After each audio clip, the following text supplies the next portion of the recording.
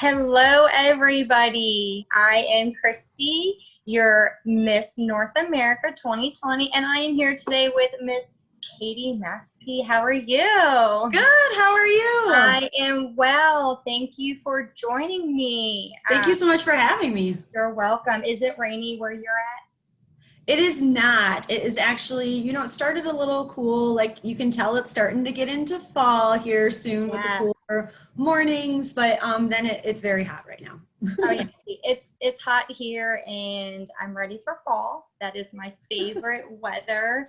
I'm ready for hot chocolate, big sweaters, the fire pits.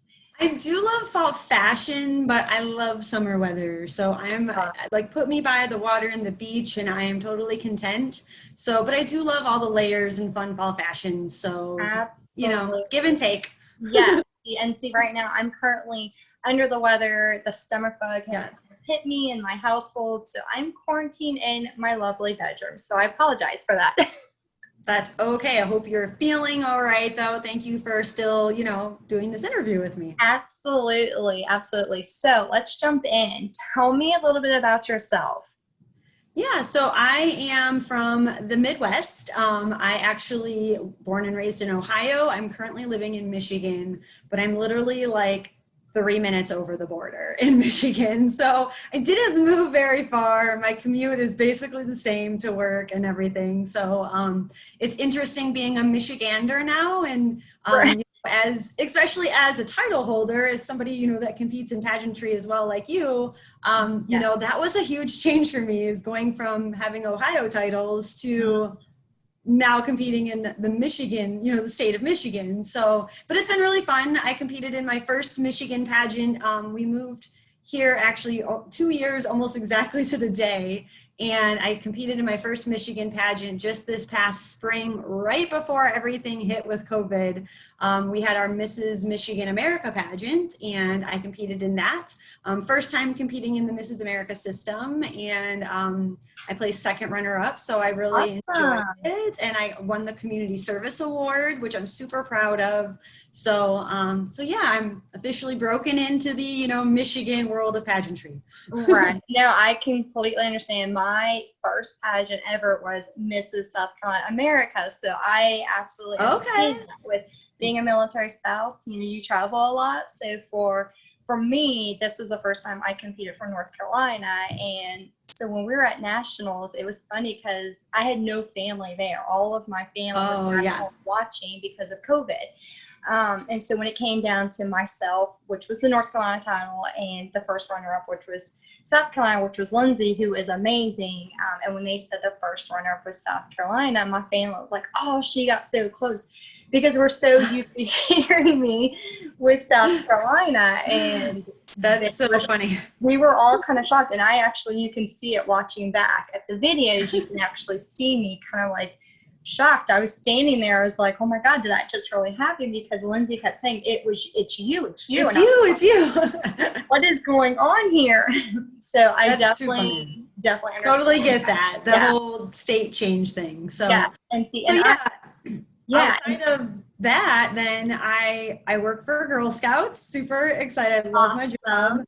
I'm the product sales manager, but the more fun title is cookie boss. So, of course, I love those cookies. Yeah, exactly. I love saying that I get to help manage the world's largest girl-led business. And that's so true, because it's something that, we have the girls really take the leadership in and plan out their Girl Scout year and how, what they're going to do with those cookie proceeds and, set goals and all of that really cool stuff. So, of course, I have visuals, so I have to ask you, what is your favorite Girl Scout cookie? Oh, I think it's the Samoa. I mean, who doesn't like the Samoa? The Samoas are good. If you like that I'm not a super big caramel fan, so my favorite are the tagalongs. So butter and chocolate, you can't go wrong. Right. I don't really like peanut butters. Okay. All right. Well, then I'll give you that. Yeah, my husband, those are his favorites. So the nation's favorites are still, of course, our Thin Mints. You can't go wrong with a good Thin Mint. I mean, they freeze well. It's not cookie season right now, but will be coming up, you know, depending on where you live. And generally it's in the winter time, you know, starting generally around January, sometimes in December, sometimes a little bit later. So yeah, stay tuned. I have to give my plug for Girl Scout cookie season. absolutely. Now you'll have to let me know so I can get some of those cookies, because Absolutely. I definitely know a Girl Scout or two that I can hook you up with. Right. And they do have links that you can purchase online. You can have them shipped to you. I mean, they are like totally with it right now. I don't think my figure is gonna like it, but send me. You've already won, so you don't need to worry about that. All right. So tell me a little bit, what made you start pageants? So it's interesting. I have a little bit of a backstory with that. I didn't start pageants until later in life, until well after I was married. So I've been married for 16 years. And thank you. But I did not start until older. Pageantry was not something that I did as a kid.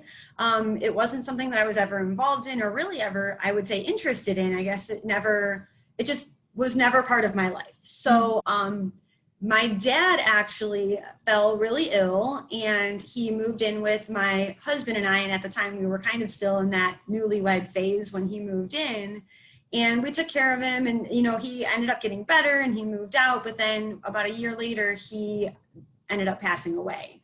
It was kind of a shock. I appreciate that. Thank you. He was 55. So it was, you know, he was young, and wasn't really something that we were expecting, but we're a close family. And so it hit my sister and I very hard. And I kind of took that year. He passed away 2 days before Christmas in 2009.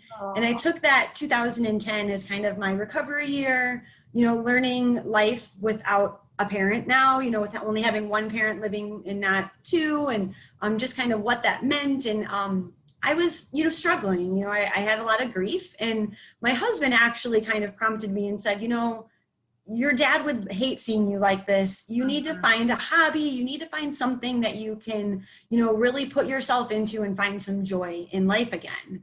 And so I created a bucket list, and on that bucket list, I had that I wanted to fly for the first time, because I had never flown before. Wow.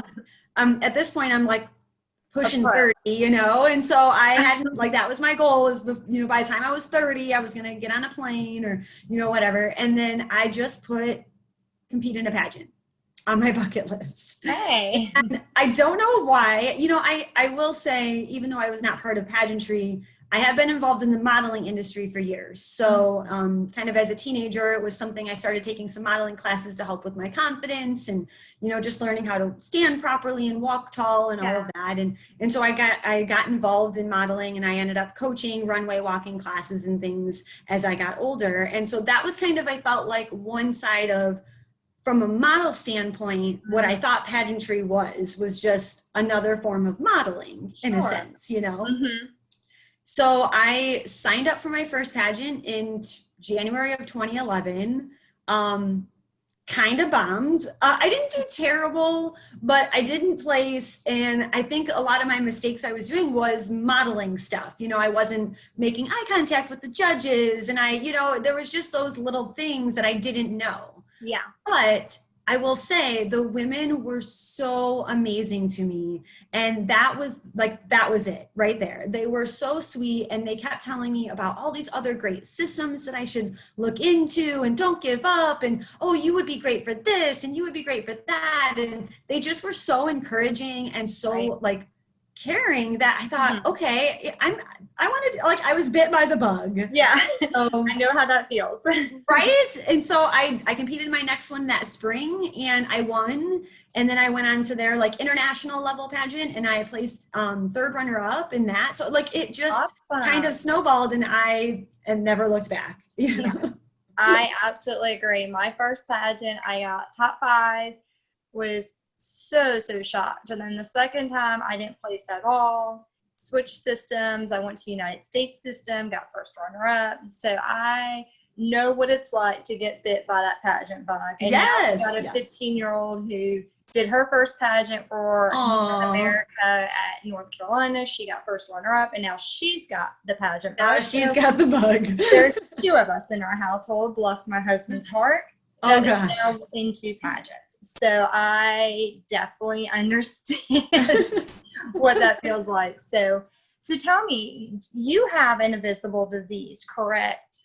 Yeah, so part of my pageant life, obviously, because once I got into pageantry, I discovered it was so much more than just modeling. And I say that loosely, you know, I mean, there is an important piece to pageantry with the stage with the stage presence and Yeah. bringing your confidence and really all of that to the stage. But I just learned that there was so much more than that. And so I started developing my platform, as all of us pageant women know, or girls know, that we have something that you advocate for and what's important to you. And I kind of use my pageant industry experience to really kind of catapult my work with, you know, what I do within the community and what I can do, you know, hopefully nationally. And so the Invisible Disabilities Association is a nonprofit organization. It's a national nonprofit that is actually based out of Colorado, but they are, you know, they do national work. And I sit on the board, and I'm also their national lead ambassador. And my kind of story started right before I was getting ready to get married. My lung collapsed completely out of the blue, no rhyme or reason. I had a kind of a pain in my shoulder blade, lasted a couple of days. My fiance, you know, husband now, had kind of said, you know, you've been complaining about this. I think you need to go to the emergency room. Let's get it checked out. Lo and behold, my lung had collapsed 60%. So I was emergency rushed to a bigger hospital, and I ended up there for a month. And this was, again, like literally right before I was getting ready to walk down the aisle. I got out of, I think I came home in April, and we got married in June. Wow. So it was a little bit of a crazy time, but obviously. So I had to have multiple surgeries during that time in order to get my lung to basically stick and to not collapse anymore. So that has caused then me to live with some chronic pain, because the surgery was all in my rib cage. You know, they kind of cut me from front to back, and so it damaged all my nerves. And so for the last, 16 years, I've lived with chronic pain in my rib cage, which is not something that you can see. So that's the number one thing that people always ask is, what is an invisible disability? And whenever I give talks on it, I always like to know, who my audience is. And that's usually the first question I ask is, what is an invisible disability? Do you know what it is? And some people raise their hand that they do, maybe you'll get a handful of people that will. And then I explain, an invisible disability is really a disease, a disorder, an illness, a symptom, even a syndrome that you can't see physically. Yeah. So, it could be mental disorders. It could be, chronic pain. There's so many different, fibromyalgia, MS. There's so many different diseases and disorders and illnesses that we actually don't list them all on our website for fear that we will make somebody feel like they're left out. Yeah. And really it's any of those things. So if you live with something that is not necessarily visible, then that's you. And so once I explain that, then usually people that I ask, do you know anybody, or is that you? And almost the entire room will always raise their hand. Yeah. Now I know you have a little bit of an invisible disorder as well, right? Absolutely. I was diagnosed with multiple sclerosis the day after my 27th birthday. So I absolutely understand, because a lot of times people don't understand when I'm having a bad day because they don't see my pain. They don't see the struggles that I'm going through. 2 years ago, I went blind in my right eye. One day I was 20/20 and the next day I was at 20/40. And nobody understood that struggle that I was going through and the treatments I have to go through and the things that people with multiple sclerosis or other invisible diseases go through on a daily basis. Little things like the heat, that can give me what is a quote unquote a flare up. A symptom just kind of arises. So, I applaud you and I admire you for standing up for those of us who don't. And that's kind of where my platform is for my pageants. It was always making the invisible visible, just so I can educate people and bring an awareness to those that are struggling. I want to encourage, them that they can still have a voice.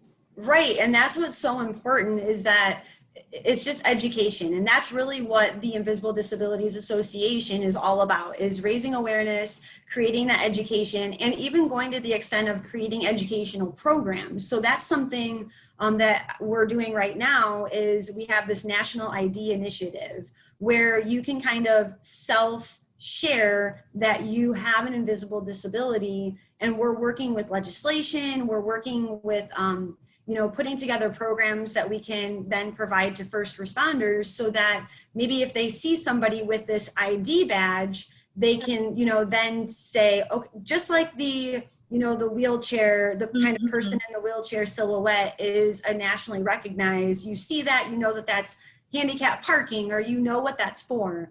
That's kind of what we're working on trying to, do with invisible disabilities as well, so that if there's a situation where maybe you're, in a medical situation, or you're pulled over because you're having, a flare up or something is happening and you need help, but they can't tell that from looking at you, then maybe that badge can help provide, them with some emergency contact information, and just to recognize that, there's something else that might be going on with this individual that we can't see or we don't know about. And that's really what Invisible Disabilities Organization is all about, is creating that, education, but also letting people know that we understand, because I'm sure you've seen it or heard it. I don't know if you have a handicap tag or not, but I've heard so many stories about people parking in a handicap parking spot, getting out and being able to walk to the location.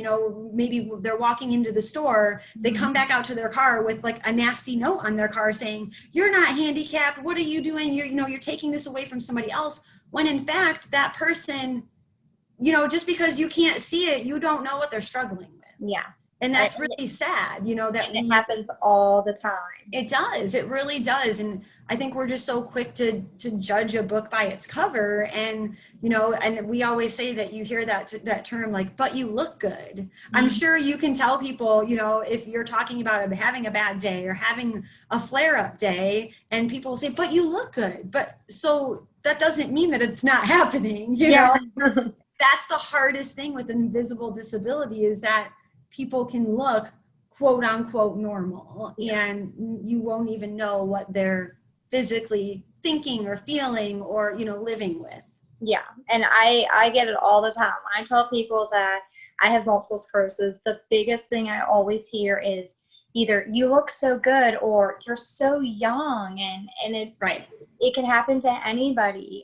It really can, it really can. So yeah, it's important to keep, raising that awareness, and until the term invisible disability, invisible illness, invisible disorder, and that invisible term kind of becomes that household term, and where people really can understand and say, I get it, I get it, I understand, and I'll think twice next time before I pass that judgment or whatnot, because there's so many people just struggling with so many different things, and we want to create a sense of community so that, people like you and me, we feel like we can talk to people that understand. Because I don't know about you, there's times when I've gone to the doctors and it's like, my lung surgery has caused all kinds of other, issues to happen, and I'll have different symptoms, and it's like they do a bunch of blood work and they can't find anything, and so then you leave there feeling like you're crazy, right? You feel like, what's going on? And that's the struggle sometimes with some of these invisible disabilities, is that it's, you do a bunch of testing just to rule other stuff out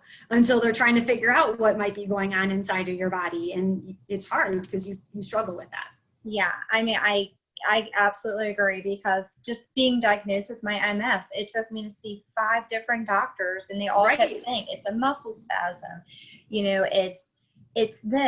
you're over exaggerating. I eventually had one doctor tell me, "Do you have Munchausen disease?" Because they thought that I was lying, and I just wanted pain pills, and I just wanted answers because I was having numbness in my left arm. And for me, I just wanted answers. So when I finally got my diagnosis, it wasn't in a sense that I was upset. It was in the sense of I was relieved for finally having an answer and I knew I wasn't crazy, because for so long I started feeling like I was crazy, that maybe I am making this up. Right. Because, after a doctor tells you that you might have Munchausen, you start thinking, am I making this up in my head? Like, am I going crazy? So for me, it was such a sigh of relief, and I finally could put a title to what I was going through. Right. And I've, to that day, I made a vow to not allow, I tell myself every day, I may have MS, but MS doesn't have me. Good for you. I live every day to the fullest, because I never know what the next day is going to come. Right. So I completely understand. And I kind of always say, like, I'm one of the unlucky ones, because my disability doesn't disable me, in the sense where, does my chronic pain hold me back from things at times? Yes. Do I also have those flare-up days where I don't want to get out of bed? Absolutely. But for the most part, I'm lucky enough where I can still work. I can still, do daily activities. I can bathe myself. I can go shopping. I can do all of that. So I'm one of those lucky ones there, but I still live with pain every single day of my life. I mean, sometimes just breathing hurts. I had to go to physical therapy to retrain myself how to breathe properly because of where my pain was. I wasn't breathing properly, so there's so much that's involved, and you feel like you're going crazy sometimes. And I'm sorry that you had to go through that, but there is a whole, system of people here that, want to support you and believe you. We believe you, and we understand. And, and that's what's so important. So anybody watching, if that's a struggle that you're going through, I encourage you to go to invisibledisabilities.org. We have a community kind of forum on our Inspire network where you can chat with other people and talk with them. And just follow our Facebook page. Definitely go to Invisible Disabilities Association. Perfect. We have some really great videos and some really great virtual programming coming up. I know people are kind of getting a little bit of virtual fatigue, but the cool thing about virtual events is that you can go to events that you might not have been able to go to before because of distance or travel or work schedule. So we're super excited about our gala this year, which is normally in Colorado. I've gone to it a couple of times. I've flown there. It's hard sometimes in my work schedule because it's a busy time of year for me. We normally hold it in October. This year we pushed it back a little bit to December, and it's going to be virtual. So we encourage you to come and watch from the comfort of your own home, but learn more about what Invisible Disabilities organization is all about, what the association is all about, and what we're doing to create that, sense of understanding and that community for anybody living with an invisible illness. Perfect. I'm so excited. I'm actually I will have to sign up for that gala because I would love to go. I mean, who doesn't want to actually get dressed up and sit at home? I know, exactly. Even if we don't I might still be in my PJs, but there's sometimes I have to get out of the PJs or the scrubs because I work in a doctor's office. So if I'm not, I guess you can kind of say scrubs are kind of like PJs. I mean, they are a little bit. But is there any other events coming up that you want to tell us about besides the gala? Yeah, I just in general encourage you to, I know, like I said, I know there's a lot of kind of that screen fatigue going on. People are, wanting to kind of step away from their computer screens, but now is a really great time to support those nonprofits and organizations in your community that are offering some sort of virtual programming. Okay. So I would encourage you to check out what's there and go sign up. Yeah. So can anybody ever give a donation? Are they able to do that? Can they, absolutely. Nonprofits, nonprofits now more than ever need the support. And that's really, because a lot of their funding comes from holding fundraiser events and, different galas and, 5K walks and all of that. And if they're holding those virtually. So it's not the same, obviously. Going, in person to a gala, seeing auction items live, it's not the same, but they still need your support. The work that these nonprofits are doing hasn't changed, even though everything around them has. So the Invisible Disabilities, you can absolutely donate. Obviously go to invisibledisabilities.org. I'm pretty sure right on the homepage there's a big donate button. I just encourage you, even outside of invisible disabilities, find something that you're passionate about and look to see what is in your hometown. Maybe there's a nonprofit, a small kind of mom and pop nonprofit, that's not affiliated with a national organization that you want to support, because they need your support now more than ever, and I'm saying to this, from working in the nonprofit industry, volunteering in the nonprofit industry, we need the support now more than ever. So every dollar counts. Absolutely. So everybody, please make sure you're going out, give a donation. If you have your birthday coming up, if do those Facebook fundraisers. Yes, that's a great one. Do something, please, because we're seeing so much, especially recently with a lot of people being shut down. They're having a hard time getting back on their feet. So your donation, your support will help these nonprofits, to help people like me to get back up and giving us the support. A lot of people don't realize that the nonprofit, organizations, they help in other ways. Somebody who's struggling with utilities or electric bills or, rent, they help give those financial supports to those with invisible diseases or that are suffering. So your help can help somebody else. And literally every dollar counts. I mean, so think about, I always say, maybe skip that, Starbucks in the morning or whatnot. And even that $5 donation where you feel like, is this even going to matter? Absolutely. It does. Yeah. It literally really does. I just signed up for the American Lung Association, of course, is having their virtual walk this year. So I signed up for that, and I've been kind of just doing some fundraising, so on my social media for that. And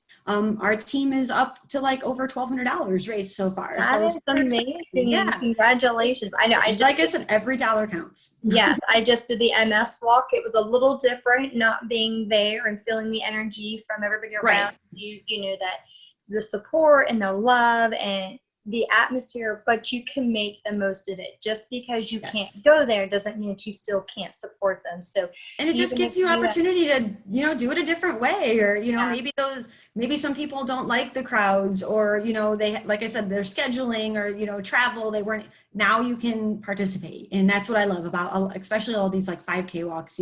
They're kind of like 5K your way, and you walk around your neighborhood, or maybe you finish it in a couple of days versus all at once. And so it's kind of cool. A unique opportunity. Yeah, take your dog out or take your kids for a walk. Just make it a family experience. And I think, knowing for myself, having my family, with me at the MS walks, those have always been the best, because I have my family and my friends right there. It's a family thing. We make t-shirts, we get everything orange, because MS, the national color is orange. So we go out, we get boas, we make the best of it. So everybody, please make sure you're supporting something, even if it's not an invisible disease, whether it's cancer or something. Support somebody who is going through a struggle, because you don't know what their daily life is like. They may put a smile on their face, but inside they may be struggling internally. So your help, your support, it goes a lot more than what you think. So it absolutely reaching does. out. So I definitely love that organization. I love everything that you're doing, Katie. So thank you. The big question is, what is next? Any more questions? I have no idea. I have no idea. I don't even know what tomorrow holds. So I've been thinking and contemplating, next summer I turn 40. And well, you look amazing. Oh, thanks. But it's been making me think, like, do I want to continue on, and do I want to do another pageant? Do I want to try something else out? I feel like I have 1,000,001 hobbies. My husband and I love going antiquing, and I have an old vintage car that I'm working on, like, kind of restoring, and I want to get a little more with that. And so I just have a lot going on. I don't know what's next. I'm still figuring it out. Hopefully something's on the docket, but wait and see. How about that? Right. Well, I can't wait to see the old vintage car because what is not fun than watching the old come back to life? And I know. Father-in-law does the same thing, so shout out to you. I think it's amazing. So, well, I have loved talking with you, and thank you for being my very first guest. Absolutely, it was fun. Thanks for having me. It feels so special being your first little interview. I know, it was amazing. Now, I do have one question for you because you're from Ohio. Are you a Buckeyes fan? You know, it's funny. I am actually a very big Notre Dame fan, which they're in Indiana. So, I try to stay out of the Buckeye. You know, the Ohio-Michigan rivalry is strong, especially when you live right at the border. So I stay out of it, and I'm go Irish all the way. I look, one of my old bosses was a Buckeye fan. I'm a Penn State fan, so we clashed all the time. So I definitely understand. I don't get into it. It's too much. The Ohio-Michigan rivalry is way too strong. Yeah, it is a strong one. So well, I have loved talking with you, and I hope to see you more on the stage, and I hope you continue your journey as you in the pageant world, because I would love to have you as a sister queen someday. So that's just my little shout out for North America. Hint, hint. I can have you come down with me. Well, you know, my best friend did compete with you, and so I'm kind of like enjoying watching her journey right now. She did, and I absolutely cannot wait to see her at nationals again. So yes. She was. Shout out to Kim. Yes, she was a doll, and I absolutely adored her. So I can't wait to see you, Kim. But it was amazing talking to you, and I hope you have a great rest of the evening. Thank you for having me. You're welcome. Bye. Bye.